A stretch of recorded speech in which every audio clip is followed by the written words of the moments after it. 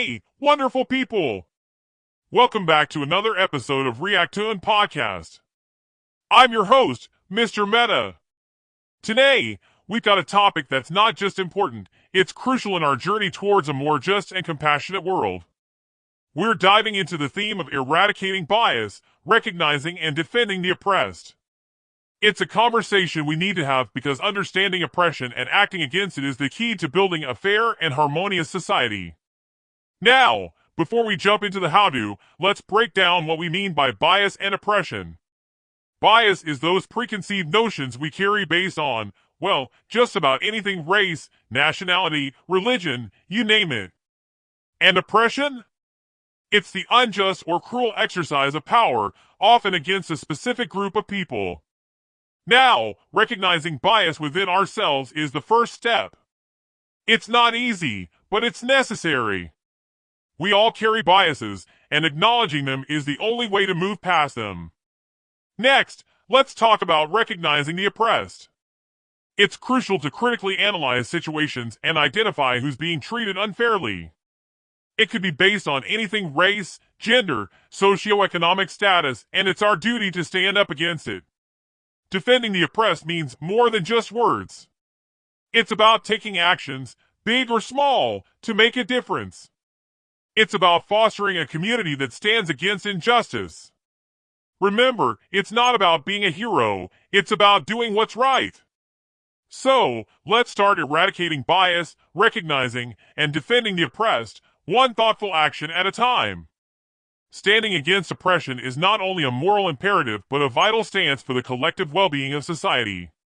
Oppression perpetuates a cycle of injustice, breeding resentment and division.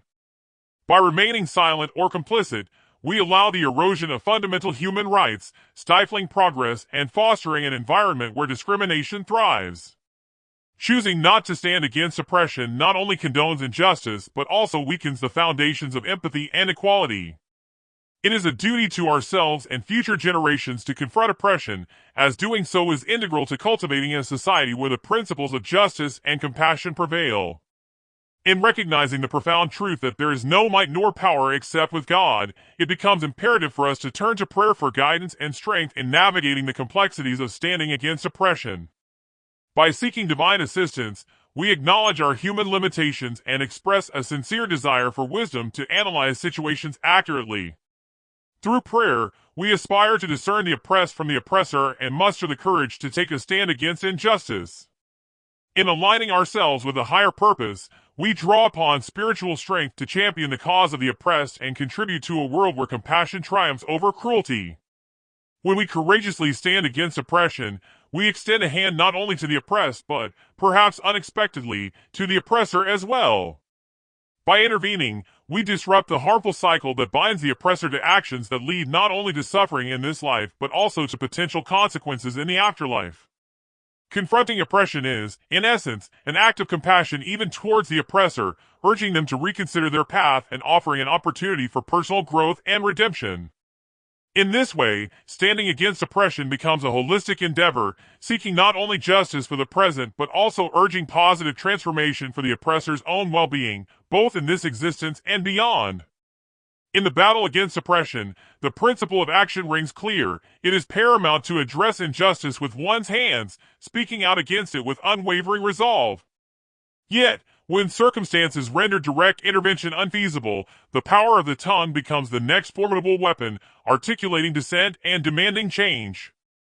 If even this proves elusive, the battleground shifts inward, where the heart harbors a steadfast refusal to accept oppression. In choosing the heart as the last refuge of resistance, we sustain the flame of empathy and morality, ensuring that even in silence, our convictions stand firm, ready to be rekindled when the opportunity for tangible action arises.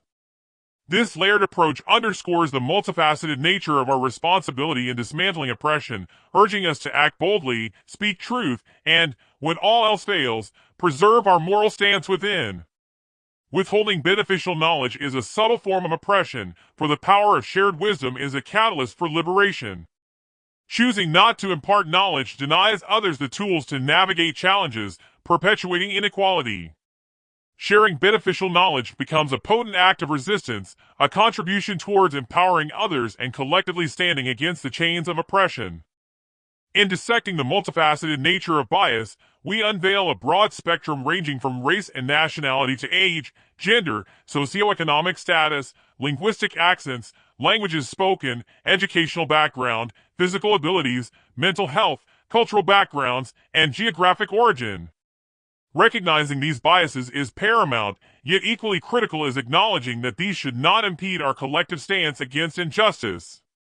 To foster a fair and equitable society, we must confront and dismantle these biases, ensuring they do not hinder our commitment to standing united against oppression in all its forms.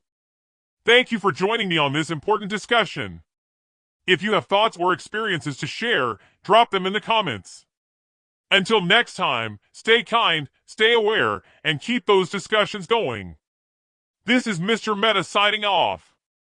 Goodbye! Please like, share, and comment on video. Do not forget to subscribe channel and hit the bell icon for updates.